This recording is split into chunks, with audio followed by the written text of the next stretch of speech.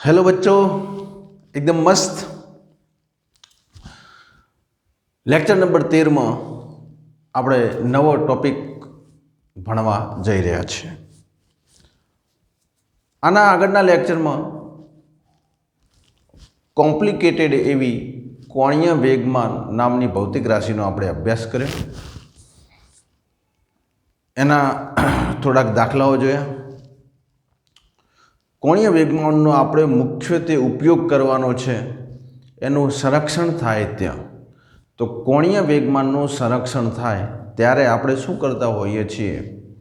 પ્રારંભિક કોણીય વેગમાન બરાબર અંતિમ કોણીય વેગમાન અને I1 ω1 બરાબર I2 ω2 આવું સૂત્ર આપણે મૂકતા હોઈએ છીએ। ત્યાં સુધી એનો જે ઉપયોગ છે એ સીમિત રહેશે। હવે આગળ કે કોઈ પદાર્થ નો વેગ અચળ હોય, વેગ અચળની સાથે રેખીય વેગમાન અચળ હોય, આના કારણે પ્રવેગ શૂન્ય મળશે। પ્રવેગ શૂન્યના કારણે આ સૂત્રની મદદથી બળ શૂન્ય મળશે। બળ શૂન્ય મળશે ત્યારે એવું કહી શકાય કે એ પદાર્થ પર લાગતું પરિણામી બળનો સરવાળો અથવા પરિણામી બળ એ શૂન્ય મળે। એટલે કે પરિણામી બળ લાગતું નથી। બચ્ચો, બળ અને પરિણામી બળ હવે તમે સમજતા હોવા જોઈએ। બળ અને પરિણામી બળ, બળ એટલે કોઈ એક પદાર્થ પર લાગતું બળ અને પરિણામી બળ એટલે અસંખ્ય પદાર્થો એના પર પ્લસ માઇનસ અને બધાનો સરવાળો થઈ અને છેલ્લે શું થાય? શૂન્ય થાય। એ પરિણામી બળ F1 F2 F3 F એ રીતે એમાંથી અમુક પ્લસ હોય, એક માઇનસ હોય, પણ છેલ્લે એનો સદિશ સરવાળો શૂન્ય થાય એટલે કે પરિણામી બળ F એક્સટર્નલ એ શું થશે? શૂન્ય થશે। હવે બચ્ચો તમને ખબર છે કે F એક્સટર્નલ શૂન્ય થાય, આ બળ જ્યારે શૂન્ય થાય એટલે કે પરિણામી બળ શૂન્ય છે તો એ પદાર્થ કાં તો ન્યૂટનની ગતિના પહેલા નિયમ મુજબ કાં તો એ ગતિ કરતો હશે તો પોતાની અચળ વેગથી ગતિ ચાલુ રાખશે અને સ્થિર હશે તો સ્થિર રહેશે। આની પણ આપણે ચર્ચા કરેલી છે। હાલ પૃથ્વીની ચારે બાજુ ઉપગ્રહો ફરે છે, એમની એક ઝડપ નક્કી જ છે। તો એમની ઝડપમાં નથી, એની ઝડપમાં વધારો થતો કે હવા નથી એટલે ઘર્ષણ બળના કારણે નથી સામેથી ઘર્ષણ બળ લાગતું, તો પોતાની મસ્ત જે શરૂઆતમાં જે ધક્કો માર્યો હશે એટલી ઝડપથી પોતે અચળ ગતિ કરે છે। એનો મતલબ કે એના ઉપર બળ લાગતું નથી, તો ત્યાં ઝડપ કેવી છે? અચળ છે। એક આ કેસ થાય। અથવા કોઈ પદાર્થ સ્થિર છે, તમે આને સ્થિર રાખ્યો, અથવા તમે કોઈ વસ્તુ એક રૂમના ખૂણામાં મૂકી દો અને કહેવાનું કે કોઈએ આને અડવાનું નહીં, એના પર કોઈ હવા નહીં લાગે, કશું કોઈ બળ જ નહીં લાગે, તો એ વખતે જ્યારે બળ નહીં લાગે ત્યારે એનો વેગ શૂન્ય હતો તો એ શૂન્ય ને શૂન્ય રહેશે જ્યાં સુધી તમે બળ લગાવો નહીં ત્યાં સુધી। તો આપણે આવા કેસની વાત કરવાની છે, આવા કેસની વાત કરવાની છે। અને આ શૂન્ય હોય એટલે પદાર્થ કેવો કહેવાય? પદાર્થ સ્થિર કહેવાય। અને પદાર્થ સ્થિર હોય એનો મતલબ કે પદાર્થ એ શેમાં છે બચ્ચો? સંતુલનમાં છે, સંતુલનમાં છે આવું કહી શકાય। કેમિસ્ટ્રીમાં તમારે સંતુલન આવતું હશે, અહીંયા આપણે દ્રઢ પદાર્થનું સંતુલન રાખવાનું છે। એક સિમ્પલ ઉદાહરણ આપું। આ મારી પાસે પેન છે, આ પેનને એના દ્રવ્યમાન કેન્દ્રમાંથી રાખું છું તો હવે આ પેન એ ક્યાંય ગતિ કરતી નથી તો આ સ્થિર કહેવાય। ઓકે, આ સંતુલનમાં છે એમ કહેવાય, આના પર કોઈ બાહ્ય બળ લાગતું નથી। બસ આવું સંતુલનની વાત કરવાની છે। તો તમે કહેશો કે સર આમાં શું નવું છે? બચ્ચો, આમાં બહુ નવું છે। આ જે ટોપિક છે, આ ટોપિક જે છે ને એ ટોપિક આપણે આ જે ટોપિક છે એ થિયરીમાં નથી પૂછાતો પણ દાખલાઓમાં બહુ ઉપયોગી છે। એટલા માટે હું અહીંયા લખીશ દાખલાઓ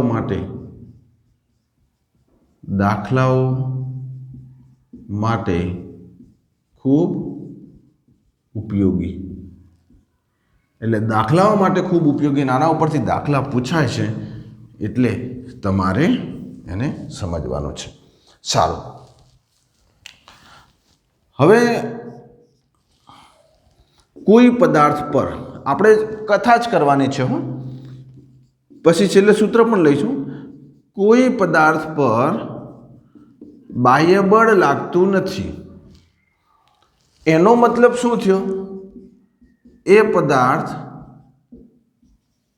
સ્થિર છે. જોજો, હું ખાલી શબ્દો બદલી, મારા ટોપિક મુજબ હું શબ્દો બદલીશ. ઓકે, કોઈ પદાર્થ પર બળ લાગતું નથી, એનો મતલબ કે એ પદાર્થ શું છે? એ પદાર્થ સ્થિર છે. ઓકે, એ પદાર્થ સ્થિર છે, એ પદાર્થ સંતુલનમાં છે એવું કહી શકાય. હવે જોજો, આ એક ટેબલ, આ ટેબલ પર એમ દળનો બ્લોક છે. એમ દળના બ્લોકમાં એના જે કંઈ બળો હોય, અહીંયા નીચે mg, ઉપર n, જો તમે એમ કહો સારા ભણી ગયા છીએ, છે આના ઉપરથી હું તમને નવું, એટલે ક્યાંય જતા નહીં તમે. ઓકે, સ્કીપ પણ ના કરતા. આ રીતે બંને બળો n બરાબર mg, તો આ સંતુલનમાં છે એમ કહેવાય. પણ આના પર બળ લાગે છે, તો આ કેવું સંતુલન? આ સંતુલન કેવું? તો કે આ સંતુલન જે છે એને સ્થાનાંતરીય સંતુલન. ચલો, આ શબ્દો ખબર પડી, આ શબ્દ નવો આવ્યો. રેખીય સંતુલન, આ જરા વધારે યોગ્ય લાગશે. રેખીય સંતુલન ખ્યાલ આવે છે? આ શબ્દો પકડો બચ્ચો. સ્થાનાંતરીય સંતુલન એટલે શું? સ્થાનાંતરીય સંતુલન એટલે શું? સ્થાનાંતરીય સંતુલન એટલે કે પદાર્થ રેખીય ગતિ કરતો નથી. એટલે કે પછી તમને લખાવું છું, એટલે કે પદાર્થ રેખીય ગતિ કરતો નથી. ક્લિયર? પદાર્થ રેખીય ગતિ કરતો નથી. સારું, હવે અહીંયા જોઈએ, આપણા પ્રકરણનું નામ શું? ચાક ગતિ. એટલે આપણે બધે વળીને તો ક્યાં આવી જશું? ચાક ગતિ તરફ. ખબર પડે છે? જો, કોઈ પદાર્થ પર બાહ્ય ટોર્ક શૂન્ય છે, કોઈ પદાર્થ પર બાહ્ય ટોર્ક શૂન્ય છે, એનો મતલબ કે એ પદાર્થ કેવો છે? સ્થિર છે. પણ સ્થિર છે એનો મતલબ શું થયો? આ પદાર્થ સ્થિર છે અને ટોર્ક શૂન્ય છે. હું બળની વાત નથી કરતો, હવે ટોર્કની વાત કરું છું. આ બાજુ અને આ બાજુ બળ ભેગા થઈ અને ટોર્ક શૂન્ય બનાવે છે. એનો મતલબ કે પદાર્થ ચાક ગતિકીય સંતુલનમાં છે. ચાક ગતિકીય સંતુલન. ખ્યાલ આવે છે? શબ્દ પકડો. પદાર્થ ચાક ગતિ નથી કરતો. તમે શું કહો? સર કેવી રીતે ખબર પડી? અરે યાર જુઓ, ટોર્ક મેં લખ્યું છે, ટોર્ક શૂન્ય છે, તો પદાર્થ ચાક ગતિ કરતો નથી. હકીકતમાં તો ટોર્ક શૂન્ય એટલે શું? બે બળો સમાન, એક જ દિશામાં લાગે એટલે. ઓકે, તો ચાક ગતિકીય સંતુલન છે એટલે કે પદાર્થ ચાક ગતિ કરતો નથી. બંને લખી દો, ક્લિયર થવું જોઈએ. આ જે પદાર્થ છે, આ પદાર્થ ચાક ગતિ કરતો નથી. એનો મતલબ કે એના પર ટોર્ક શૂન્ય છે. ટોર્ક શૂન્ય છે એનો મતલબ શું? કે જે આ બળ F1 જે નીચેની તરફ લાગે છે અને F2 જે ઉપરની તરફ લાગે છે એવું નથી લાગતું. કાં તો બંને બળો સમાન નીચે લાગે છે તો આ ચાક ગતિ નહીં કરે. જુઓ, બંને હવે મારે ચાક ગતિ કરાવી છે, પણ મારી આ બંને આ જે આંગળીના F1 F2 એ બંને જે છે એ મને આ પદાર્થને નીચે ખેંચે છે, તો હવે આ પદાર્થ ચાક ગતિ કરતો નથી. અથવા તો આવી રીતે હોય અથવા આવી, એટલે એક જ દિશાના બળો હશે તો પદાર્થ ચાક ગતિ કરશે નહીં, અને આપણે મેન એની જ ચર્ચા લેવાની છે. સારું, લખ્યું? ઓકે. હવે આ પદાર્થ ચાક ગતિ કરશે નહીં તો એ દ્રઢ પદાર્થ કેવો હશે? સંતુલનમાં. તો દ્રઢ પદાર્થ બચ્ચો સંતુલનમાં હશે ત્યારે વિવિધ ભૌતિક રાશિ શોધવાની છે, એ આપણે અહીંયા શોધવાનો પ્રયત્ન કરીએ છીએ. હું તમને વિવિધ 1-2 સૂત્ર આપીશ એટલે ખ્યાલ આવશે. હું તમને પહેલાં કોન્સેપ્ટ સમજાવું છું. આ શું છે? કોન્સેપ્ટ છે. હું તમને પહેલાં કોન્સેપ્ટ સમજાવી દઉં એટલે દાખલામાં તમને ખ્યાલ આવે. ઓકે, તો ટોર્ક 0 રહેશે. અહીંયા લખવું હોય તો લખી શકાય F1 plus F2 up to Fn બરાબર F કુલ બળ F ext અને બરાબર 0. આવું લખી શકાય. ઓકે, અહીંયા પણ લખવું હોય તો આ જરા ઉમેરી દેજો. τ1 τ2 અપ ટુ τn બરાબર કુલ τ બરાબર 0. આવું બચ્ચો લખવું હોય તો લખી શકાય. અને XYZ દરેક દિશાના ટોર્ક એ આપણને કેવા લાગશે? બધા સરવાળો થઈ અને 0 લાગશે. ઓકે, લખી દીધું? ડન. વધારે ડિટેલમાં સમજીએ. હું તમને સ્થાનાંતરીય સંતુલન અને ચાક ગતિકીય સંતુલન સાથે સમજાવતો જઈશ. સ્થાનાંતરીય સંતુલન અને ચાક ગતિકીય સંતુલન. ઉદાહરણ લો, ઉદાહરણથી આપણે સમજવાનો પ્રયત્ન કરીએ. એક સળિયો છે. આ સળિયો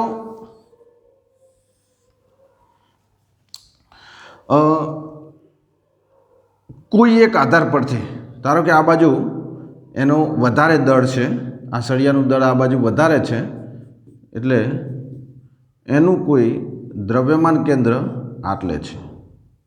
આ દ્રવ્યમાન કેન્દ્રને આપણે ગુરુત્વ કેન્દ્ર પણ કહી શકીએ. અહીંયા છે. ઓકે, હવે આ સળિયો સ્થિર છે. હવે આપણે લેવાનો છે ટોપિક સંતુલનમાં. ઓકે, તો સંતુલનમાં આ સળિયો સંતુલનમાં છે. તો આ સળિયો સંતુલનમાં છે, તો હવે મારે આને સ્થાનાંતરીય સંતુલન સમજાવવું છે.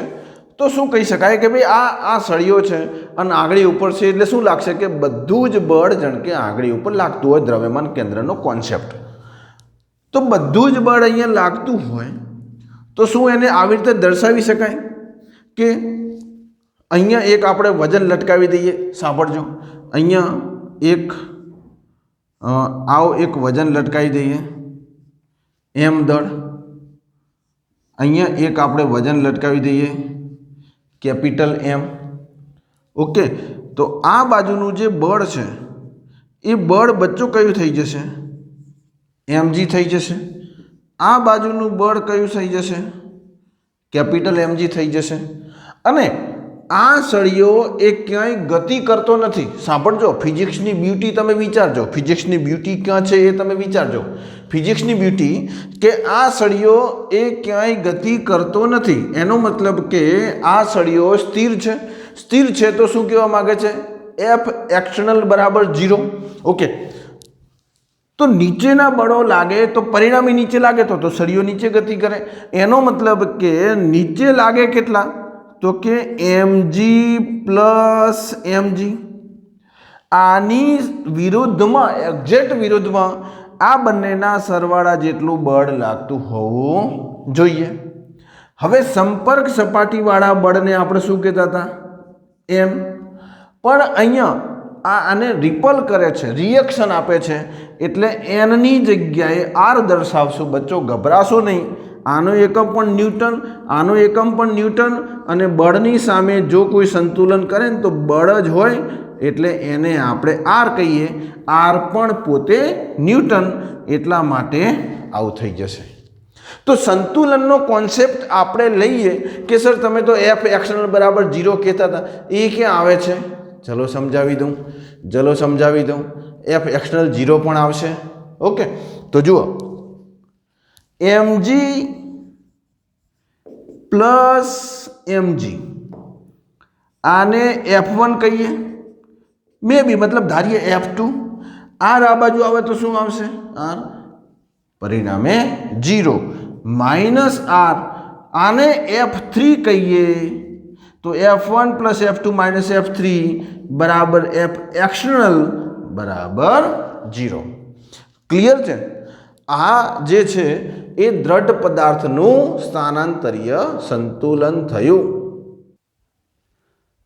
આ દ્રઢ પદાર્થનું સ્થાનાંતરીય સંતુલન થયું જ્યાં એફ એક્સટર્નલ એ શું મળશે? આપણને 0 મળશે. ક્લિયર? આ કયું? સ્થાનાંતરીય સંતુલન. તો વિચારો ત્યાં ટોર્ક લેવાનું છે, બહુ અગત્યનું છે બચ્ચો. IMP આ તો તમને આવડી ગયું, અને આ તો તમે પ્રકરણ 5 માં શીખીને આવ્યા છો કે અહીંયા કોઈ જડી ધાતર પાસે દોરી લટકાવેલી છે, આ બિંદુ છે, આ દિશામાં બળ લાગે તો દોરી આવી રીતે જશે, અને નીચે બળ છે તો અહીંયા તમે ટેન્શન લેતા હતા, આ બધા બળો. તો આ કયું હતું? સ્થાનાંતરીય સંતુલન. એટલે આ તો તમે શીખીને આવ્યા છો. આપણે અહીંયા લેવું છે દ્રઢ પદાર્થનું. ઓકે, તો f1 plus f2 minus f3 બરાબર x એક્સટર્નલ. ગમે એટલા બળો હશે, તમારે શું કરવાનું છે? બળોને ઓળખવાના છે. ફરીથી તમારે શું કરવાનું છે? બળોને ઓળખવાના છે. જો મને ખબર છે, મારો અનુભવ એ છે કે ઘણા વિદ્યાર્થીઓ બળને ઓળખતા નથી. એ તો બળને શું ધારે? f1 ને mg. ના, એવું નથી.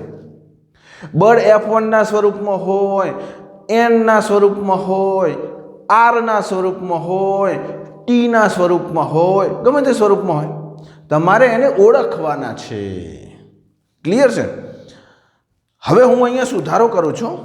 આ mg નથી લગાવતો, ફક્ત f1 લગાવું, ફક્ત f2 લગાવું. ક્લિયર છે? તો હવે આ થઈ જશે, આ આપણા કેસમાં સમીકરણ થઈ જશે. હવે f1 f2 ક્યાંથી આવ્યું એ તમે કહેતા નહીં. f1 બરાબર mg ધારી લો. ઓકે, જરા ધીમે ધીમે જઉં છું કારણ કે બહુ અગત્યનું છે અને વિદ્યાર્થીઓ અહીંયા ગોથા ખાય છે. આ સંતુલન થયું. હવે ચાક ગતિકીય સંતુલનમાં આપણે આવી જઈએ. હવે ચાક ગતિકીય સંતુલનમાં જુઓ શું થવું જોઈએ? તો કે ટો મેક્સિમમ બરાબર 0. એ તો ક્લિયર છે, પણ ટો લાવવું ક્યાંથી? તો આ સમીકરણ આપણે આ આકૃતિ આપણે લઈએ. ચલો, એ જ સરસ મજાનો સળિયો જેમાં એક બાજુ બળ વધારે લાગે છે, એક બાજુ ઓછું લાગે છે, એટલે દ્રવ્યમાન કેન્દ્ર હું વચ્ચે લેતો નથી, આ અહીંયાથી લઉં છું. બચ્ચો, IMP ક્યાંય જતા નહીં, ક્યાંય ના જતા. તમે જો આ ગયા તો દાખલા નહીં આવડે. ઓકે, સારું. અહીંયા બળ f1, આટલે બળ f2, અને આ r. આવું થાય એટલે સ્થાનાંતરીય સંતુલન. પણ સ્થાનાંતરીય સંતુલન છે, અહીંયા તો ચાક ગતિકીય સંતુલન. તો બચ્ચો જ્યાં જ્યાં બળ હશે, સાંભળજો મારી વાત, જ્યાં જ્યાં બળ હશે ત્યાં ટોર્ક લેવાનું. સાંભળજો ફરીથી, જ્યાં જ્યાં તમે બળ લો છો ત્યાં ટોર્ક લેવાનું. અહીંયા કેટલા બળ લીધા? 3. અહીંયા કેટલા ટોર્ક આવશે? 3. પણ હવે પદાર્થ ચાક ગતિ કરે છે, એને ચાક ગતિ કરવા દેવાનું નથી. તો ચાક ગતિ કરવા દેવાનું નથી તો ટો 1 પ્લસ ટો 2 પ્લસ ટો 3 બરાબર ટો એક્સટર્નલ બરાબર 0. આ તો લખી નાખ્યું, પણ આને ઓળખો બચ્ચો. ખૂબ અગત્યનું, ફિઝિક્સની બ્યુટી. આ કોઈ નહીં કે આ તો ઓળખવાનું છે. કોઈ પણ દાખલામાં આને તો તમારે ઓળખવાના છે. આ અલગ અલગ છુપાયેલા છે, તમારે એને ઓળખવાના છે. હવે મારે તમને ઓળખતા શીખવાડવાના છે. 1-2 દાખલા તમારી પાસે નથી ગણાવવાના, અઢળક દાખલા ગણાવવાના. મારે તમને ઓળખતા કરવા છે. ઓકે, સારું. તો જુઓ, ઓળખતા કરીએ. સૌથી પહેલાં તો ટોર્ક એટલે શું? સૌથી પહેલાં તો ટોર્ક એટલે શું? તો કે સર ટોર્ક એટલે R ક્રોસ F. ओके आ तो आवड्યું कयो विद्यार्थी बोल्यो तू ओके वेरी गुड बहु सरस चलो आनु मूल्य मने को R F sine theta clear हवे जोजो आ केस में चाक गति के संतुलन केस में थीटा हमेशा केवो लेवानो छे 90 थीटा हमेशा 90 एनो मतलब छू एनो मतलब के आर अने एफ वच्चेनो खूणो 90 एनो मतलब के आर अने एफ ने हमेशा लंब लेवाना छे सर लंब ना होय तो लंब करवाना छे बच्चों सांभळजो हूँ पॉइंट पछी लखावुं छुं पण अहींया तमे सांभळो के आर अने एफ वच्चेनो खूणो 90 ना होय तो आ दाखलो आपणे गणीशुं नहीं एने 90 करवाना छे 90 करवाना छे अने 90 करो एटले टॉर्क बराबर शुं बनी जशे आर एफ तो हवे अहींया सांभळो अहींया शुं थई जशे R1 F1 plus R2 F2 R3 F3 तो एक्सटर्नल बराबर 0 शुरुआत है शीखजो धीमे धीमे शीखो हूँ शू कहेवा मांगू छूं एनी फीलिंग समझो तमे एम कहेशो आमां माइनस बधुं ज आवशे माइनस प्लस बधुं ज आवशे ओके सारू फरीथी टॉर्क एटले शुं R क्रॉस F पण सर तमे तो अहींया R1 F1 लख्युं साइन थीटा तो काढी नाख्यो भाई साइन थीटा 1 थई गयो केम 1 थयो तो के सर मैं 90 लीधो 90 केम लीधो आवा केस में 90 लेवानो छे सर तो आने लंब अंतर ना कहेवाय परफेक्ट जे विद्यार्थी बोल्यो बहु सरस बच्चों लंब अंतर वाळो कॉन्सेप्ट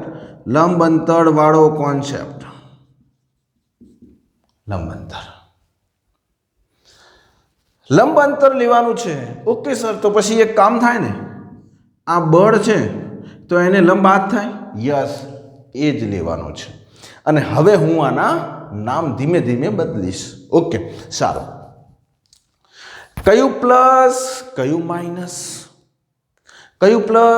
माइनस अने टॉर्कनी व्याख्या तो एवी हती के एमां शुं आववुं जोईए उगम बिंदु आववुं जोईए तो उगम बिंदु नक्की करो ओके चलो हेडो आटलू लखी दो तमे पण आ रीते भाग पाड़ी अने आटलू लखी दो मारे आटलू पूछवुं छे आ भाग जे स्थानांतरीय संतुलन छे ए लखी दो हेडो एटले हूँ टॉपिक साथे साथे पॉइंट आना लखतो आ अगत्यनुं छे आनी बहु चिंता ना करो आ तो तमने फावशे ओके आ लखी नाखो चलो आकृति दोरो आ लखी नाखो चलो फटफट 1 2 3 4 5 सारू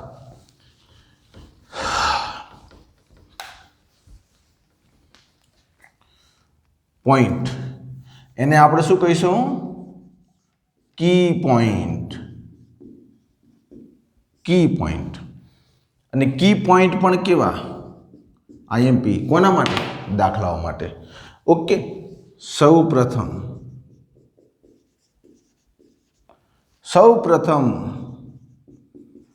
बळोने ओळखो ओके चलो बळोने ओळखी लीधा M1 R अने F2 आना वगर बीजा लागता नथी सारू एना आधारे मैं शुं लखी नाख्युं टो 1 टो 2 टो 3 लखी नाख्युं सारू हवे टॉर्क बराबर RF सूत्र वापरवानुं छे ज्यां थीटा बराबर 90 ज्यां हमेशा थीटा बराबर 90 लेवानो छे थीटा बराबर 90 लेवानो छे हवे चाक गतिनी व्याख्या उगम बिंदु पसंद करो तमारी रीते उगम बिंदु योग्य उगम बिंदु पसंद करो योग्य उगम बिंदु पसंद करो तमे अहींया पण करी शको गमे त्यां उगम बिंदु करी शको पण आपणे एवुं ज उगम बिंदु पसंद करवानुं के दाखलो सहेलाईथी पती जाय आ मैं उगम बिंदु लीधो आ उगम बिंदुनी सापेक्षे शुं लंब अंतर एटले के लंब अंतर લેવાનું છે. પોઈન્ટ પછી તમે લખજો, કારણ કે સુધારો વધારો કરવો પડશે. ઓકે, હવે આને લંબ અંતરને નામ આપવાનું છે. આ લંબ અંતરને ધારો કે મેં શું નામ આપ્યું? R1. આ લંબ અંતરને મેં શું નામ આપ્યું? R2. અને આ જે બળ લાગે છે એ તો ક્યાં થઈ જશે? ઉપરની બાજુ. એટલે એ તો ઉગમ બિંદુ પર જ છે, એટલે ઉગમ બિંદુથી R નું અંતર કેટલું? 0. ઓકે, એક એ વસ્તુ ઉગમ બિંદુ પસંદ કર્યું. સારું. પછી લંબ અંતરો ને ઓળખો. લંબ અંતરને ઓળખો. અને હવે પછી તમે જુઓ, જે આ RF શું બની ગયું? ટોર્ક બની ગયું. તો ટોર્ક ચાકગતિ કરવા માટે જરૂરી છે, પણ આ પદાર્થ તો ચાકગતિ કરતો નથી. ચાકગતિ કરતો નથી એનો મતલબ કે ટોર્ક 1 અને ટોર્ક 2 એ પોતે એકબીજાની વિરુદ્ધ દિશામાં લાગેલો હોવો જોઈએ. એનો મતલબ કે આ મારી પાસે પેન છે, આ બિંદુ છે, તો F1 આમ લાગે છે, F2 આમ લાગે છે, તો એક ટોર્ક આમ અને બીજું ટોર્ક આવી રીતે લાગે છે. સમજો, F નીચેની બાજુ લાગે છે, F2 નીચેની બાજુ લાગે છે. જો F2 ઉપર લાગે તો ગતિ કરવા માટે આપણે ગતિ નથી કરાવવાની, આપણે એને સંતુલનમાં રાખવાનો છે. અહીંયા R F1 નીચેની બાજુ, F2 નીચેની બાજુ, પણ ટોર્ક આવી રીતે લાગે છે. ટોર્ક આવી રીતે લાગે છે, આમ થોડું વળશે. આ ટોર્ક આવી રીતે લાગશે, તો ટોર્ક આમ લાગશે. સાંભળો, ટોર્ક આમ લાગશે. જો ચાક ગતિ કરાવી હોય તો ટોર્ક આમ, આ ટોર્ક આમ, તો પદાર્થ ચાક ગતિ કરશે. પણ ચાક ગતિ નથી કરાવી, આ ટોર્ક પણ આમ, આ ટોર્ક પણ આમ, એકબીજાની આમ તમે જુઓ વિરુદ્ધ દિશામાં. તો સમઘડી કયું છે? તો કે આ સમઘડી છે. જુઓ, આ સમઘડી. તો જે ટોર્ક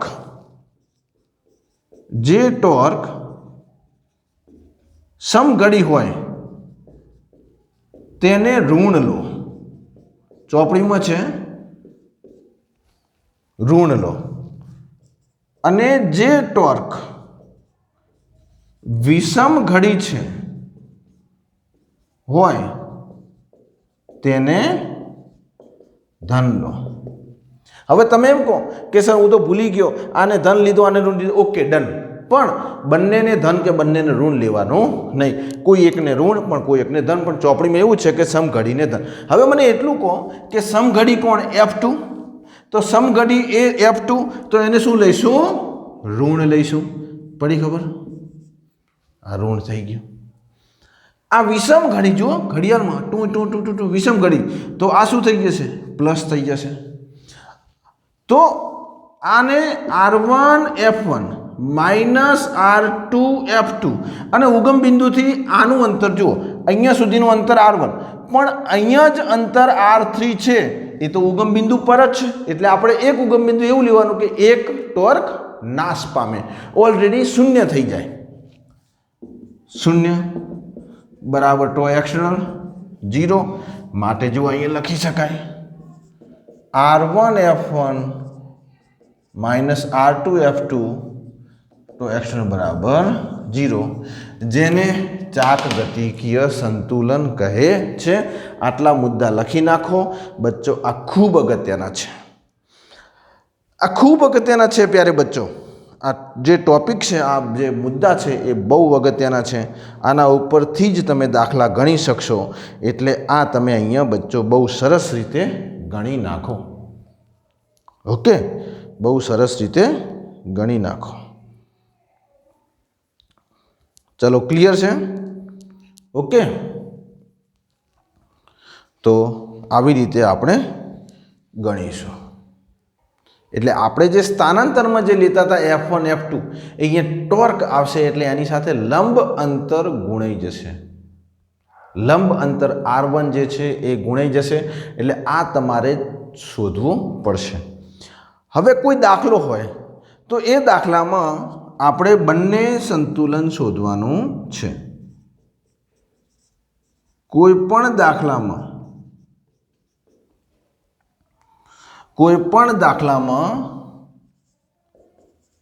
शुरुआत में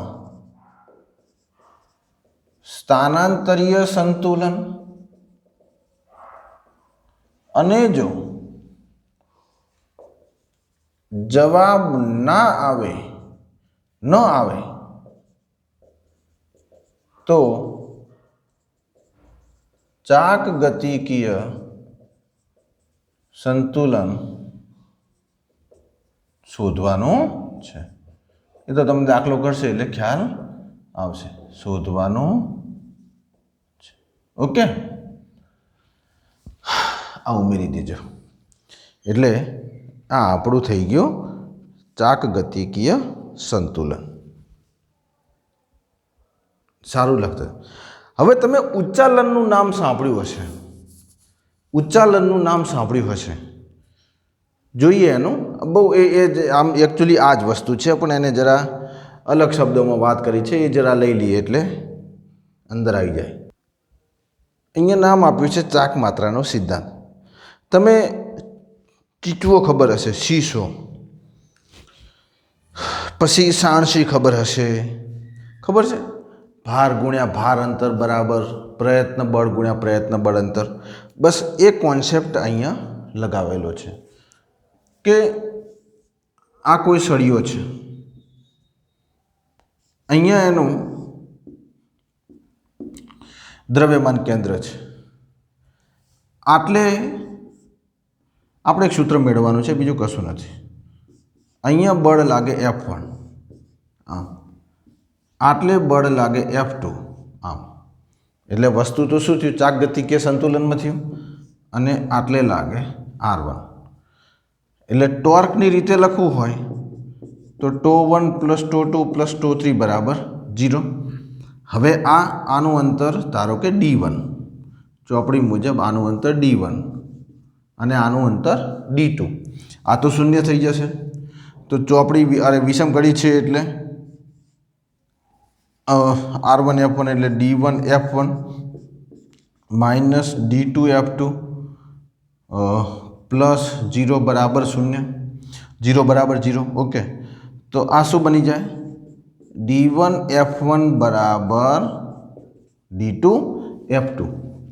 તો હવે અહીંયા F1 ભાગ્યા F2 કરીએ, આપણે F1 ભાગ્યા F2 કરીએ। ઓકે, આટલે લખું છું D1 F1 બરાબર D2 F2 માટે F1 ભાગ્યા F2 બરાબર બોલો શું થઈ જશે D2/D1। આને નામ આપ્યું છે MA, મિકેનિકલ એડવાન્સ। એટલે કર્યું શું, અહીંયા શું કર્યું કે અહીંયા કોઈ વજન લટકાવેલો છે, સાંભળજો, એટલે આ ભાર થઈ ગયો, ભાર થઈ ગયો, અને આ શું થઈ ગયું ભાર ભુજા। સિમ્પલ તમે શીખીને આવ્યા છે કોન્સેપ્ટ, ખાલી અહીંયા ઉદાહરણ અલગ છે। આ બાજુ વજન છે અને એને તમારે ઊંચકવાનું છે, એટલે વજન પોતે નીચે ખેંચશે, તમે એને નીચે ખેંચશો। આ વજન ધારો કે અહીંયા મોટી લોખંડની પાઇપ એક નળાકાર બાંધેલો છે, એટલે આ તો ઓલરેડી નમી જવાનો। હવે તમે આને દબાવો છો, એનો મતલબ કે તમે પ્રયત્ન કરો છો, પ્રયાસ કરો છો, તો આ તમારો શું થશે પ્રયાસ, અને આ પ્રયાસ ભુજા એટલે ખબર પડે ને બાજુ, પ્રયાસ ભુજા ગુણ્યા પ્રયાસ, પ્રયાસ એટલે આ બળ જ છે, બળ અંતર, બળ અંતર। હવે તમે F1 ભાગ્યા F2 કરો છો, એનો મતલબ શું થાય કે ભાર ભાગ્યા પ્રયાસ બરાબર પ્રયાસ ભુજા ભાગ્યા ભાર ભુજા, બરાબર, મતલબ તો એ જ થાય। તો ભાર એટલે F1, પ્રયાસ એટલે F2, પ્રયાસ ભુજા એટલે D2 અને ભાર ભુજા એટલે D1। તો મારે અહીંયા આ એડવાન્ટેજ વધારે લેવો છે, સાંભળજો, મારે આને ઓછા બળે ઊંચકવું છે, મારે ઓછા બળે ઊંચકવું છે, તો આ પ્રયાસ ભુજા કેટલી રાખવી જોઈએ, લાંબી રાખવી જોઈએ, તો આ મેળ આવે। સમજો પેલું સાણસી વાળું જ।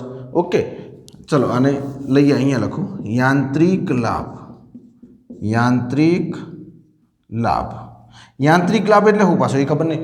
યાંત્રિક લાભ એટલે ઓછા બળે વધારે કામ કરવું પડતું હોય. સાણસી હોય તો સાણસીનો પકડવાનો હાથો મોટો હોય. કેમ? કારણ કે નીચે ગમે એટલું તપેલીમાં પાણી હોય તો આપણે ઊંચકી શકીએ.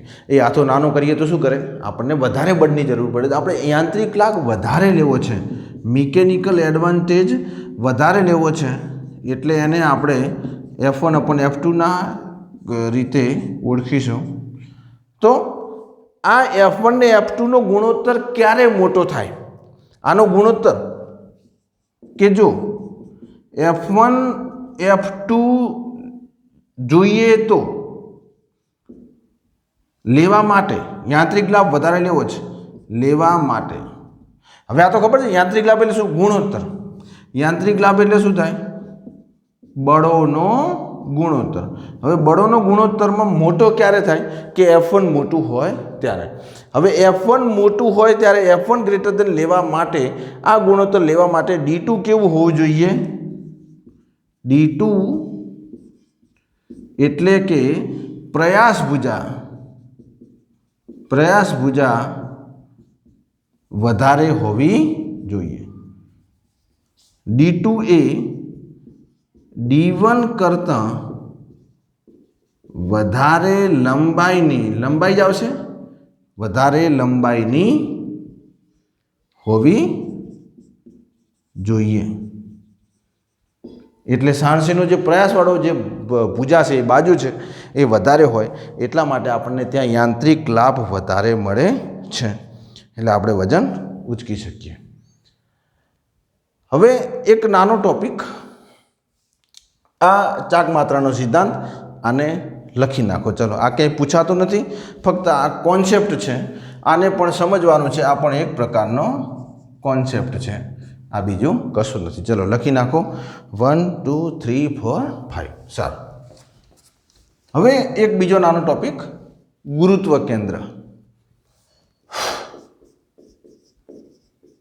ગુરુત્વ કેન્દ્ર બચ્ચો આ બીજું કશું નથી, આ દ્રવ્યમાન કેન્દ્ર છે.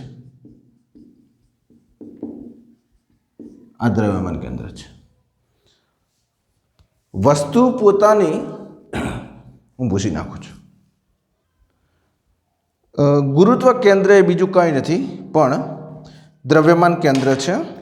તો અહીંયા જુઓ, એનું નામ છે સેન્ટર ઓફ ગ્રેવિટી, મતલબ જે કુદરતી હોય એ જ વસ્તુ અહીંયા બતાવી છે. જુઓ ગુરુત્વ કેન્દ્ર.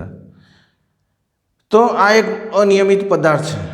એ અનિયમિત પદાર્થમાં શું છે કે ભાઈ અહીંયા આ 100 રાખો છો એટલે ટકેલી છે, તો નીચે M2G લાગશે, M1G, એમાં અઢળક બળો લાગશે, પણ R જે છે એ G ઉપર લાગે એટલે અહીંયા નામ આપ્યું છે G.